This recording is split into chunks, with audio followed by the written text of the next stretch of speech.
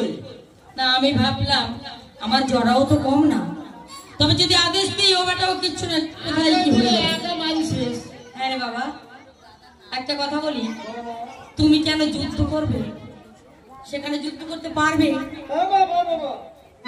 যাক, তুমি বাঁশবাগান থেকে সহজে এলে, থাকো কোথায় আগে পরিচয় দাও তো। এই বাবুদের আনাচে কানাচে বনে জঙ্গল আর এই নর্দমায় এই বৃহৎ চেহারা নিয়ে কি করে থাকতে পারে? হ্যাঁ তোমার